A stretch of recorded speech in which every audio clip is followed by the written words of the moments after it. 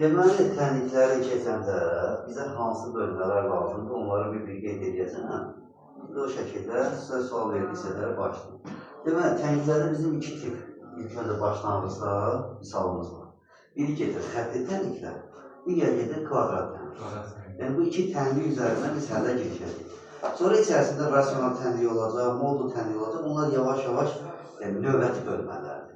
Onların da həlli biz həll etdiyimiz tənliklərin həllinə gələcək. Ona görə xəttli tənlik və kvadrat tənlik bütün qaydaları öyrənməlidir. Birinci başlayırıq xəttli tənlik. Xəttli tənlik. Xəttli tənlik nədir? Xəttli tənlik A vur x bərabərdir B şəklində olan tənlikdir. Yəni, x-in bir dənə vuruğu var, vurulub və cavabı var. Yəni, misal olacaq, daha yazmayayım, misal olacaq 2x üstəgəlləri 72 bərabərdir kx, önəmli deyil. Deməli, sağ tərəfdə x-lar varsa sola gəlməlidir, sol tərəfdə ədədlər varsa sağa gəlməlidir. Yəni, solda x vur ədədindən başqa heç olmamalıdır. Hamısı sağlı olmalıdır. Sağda isə x qalmamalıdır. Misalın həlli budur. İndi bundan sonra bizim 3 dənə hal var. A sıfıra bərabərdirsə, yəni x-in vuruğu sıfırdır. X-i sıfıra vuranda nə edir cavab? Sıfır. Əgər cavab da, yəni B də sıfıra bərabərdirsə, burada sonsuz sayda həll vardır. Çünki bütün x-ları sıfıra vuranda zaten sıfır edir. Aydınmı? Yəni 5-i də sıfıra vuranda sıfır edir, onu da sıfıra vuranda sıfır edir. Aydınmı? İkincisi isə A sıfıra bərabərdir, lakin B sıfırdan fərqlidir. Yəni, x-i sıfıra vurmuşsan, cavab sıfırdan fərqlidir. Belə bir hal mümkündürmü? Məsələn, 5-i vurmuşsan sıfıra, aldım 15. Mümkün deyil. Ona görə bu halda deyir ki, boş sorulur. Yəni, həll yoxdur. Həll yoxdur. Aynı oldu. Üçüncü hal isə A sıfırdan fərqlidir. Yəni, x-i sıfırdan fərqli, ixtiyari bir ədədə vurmuşsan, cavab nə olur olsun? Yeganə bir x olacaq. Məsələn, x vurursun 3 bərabərdir 15. X-i tapacaqsa 15 isə böləcəksən 5. X vur 5 bərabərdir 0. 0-ı 5-ə böləcəksən 0. Yəni, bu halda yeganə həll olur. Yeganə həll olur. İkinci hal və digər halımız kvadrat tənliklərə aiddir. Diskriminant. Tək diskriminant deyil. Aynı sürəsi. Kvadrat tənliklərə aiddir. Kvadrat tənlik deyəndə biz deyirik ax kvadratı üstəgəl bx üstəgəl c bərabər 0, hansı ki burada mütləq şəkildə a sıfırdan fərqlidir. Çünki a sıfır olsa, olur bx üstəgəl c xəttli tənlik formasına gəlmişdir. Yəni kvadrat tənlik deyiriksə, kvadratın əmsalı nə olmalıdır? Sıfırdan fərqli olmalıdır. Aydındır. Kvadratın əmsalı sıfırdan fərqlidir. İndi kvadrat tənlik üçün bax bu xətti silək. Bura ümumiləşdirək ki, bunlar yazdıqlarımız kvadrat tənliklərə aiddir. Kvadrat tənliklərdə hansı hallar vardır? Və diskriminant deyilsə, birinci diskriminant çalışır. Diskriminant bərabərdir. B-nin kvadratı çıxılsın 4ac. Bu bizə nələr verir? Burada hansılar vardır? Diqqətlə qulaq asın. Birinci, əgər diskriminant sıfırdan kiçikdirsə, həll yoxdur. Həll yoxdur. Yəni, söhbət burada həqiqi həldən biri gəlmişəm. Hələ ki, biz həqiqi həllər keçdiyimiz üçün bunu əminliklə həll yoxdur deyə bilirik. Deməli, məsələn, sizə misal veriləcək. Ax kvadratı üstəgəl 7x çıx 5 kvadrat tənliyinin həqiqi həlli yoxdur. Yəni, kanun hansı qiymətdə həqiqi həlli yoxdur. Avtomatik diskriminant kiçik 0 yazsan, diskriminantı tapıb sıfırdan kiçik bərabərsizliyini həll edəcəksən. Aydındır mı? İkinci hal. Diskriminant bərabərdir 0. Bu halda x1 bərabərdir x2 və bunların da hər ikisi mənfi b üstəgəl kökdə ehtiyac yoxdur. Mənfi b bölünsün 2a-ya bərabərdir. Yəni bizim 2 dənə bərabər kökümüz var. Buna nə deyirik? 2 bərabər kök. Yəni diskriminant 0-a bərabərdirsə, kvadrat tənliyin 2 dənə bərabər kökü olur. Aydındır mı? Nə olur? 2 bərabər kökü. Bəzən buna bir kök də deyilir. Yəni kvadrat tənliyin bir kökü var. Bir kök də deyilir. Düzdür, yanlış cümlədir, amma deyilir də, niyə? Çünki kvadrat tənliyin həmişə iki kökü olur, bir kök olması mümkün deyil. Sadəcə fərqli olmadığı üçün bir kökdə deyil. Üçüncü hal isə diskriminant böyükdür sıfır. Bu halda deyilir ki, iki müxtəlif kök var. İki müxtəlif kök var. Yəni sizə sual verilə bilər ki, kvadrat tənliyin nə zaman iki müxtəlif kökü var? Diskriminant sıfırdan böyük olarsa.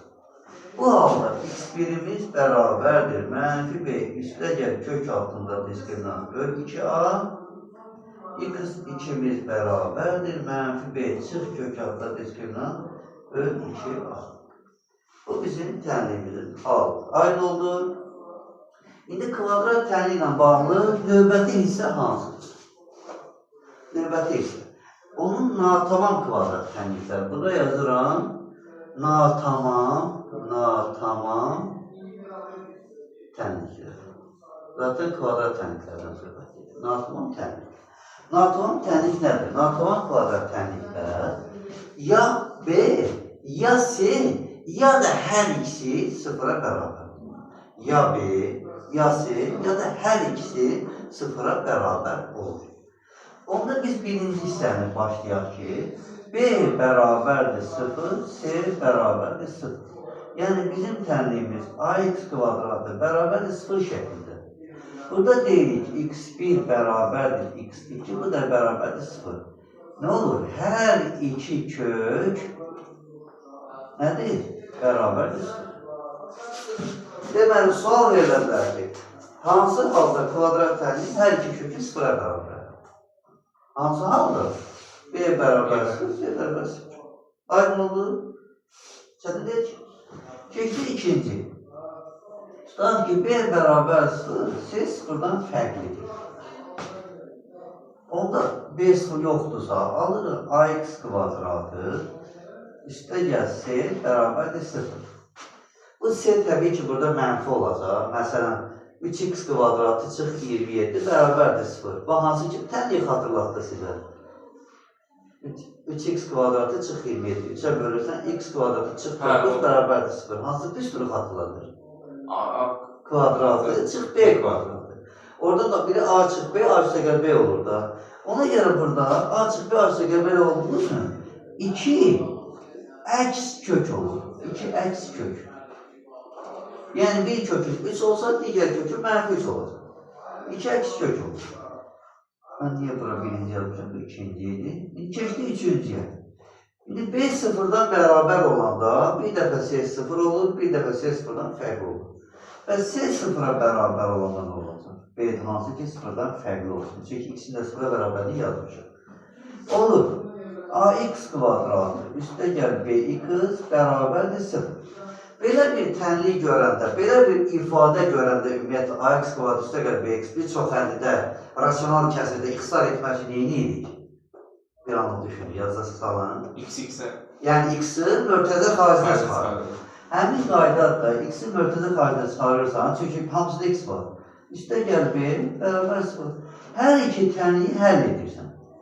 Və burada mütləq x1'imiz 0 olur, birinci kökümüz 0 olur. İkinci kökü də buradan həll edirsən. Bu halda deyilər ki, yalnız bir kök bərabərdir 0.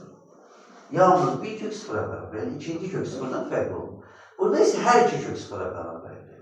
Burada yalnız bir kök 0'a bərabər. Aynı oldu. Üçüncü qayda gedir Viet teoremi.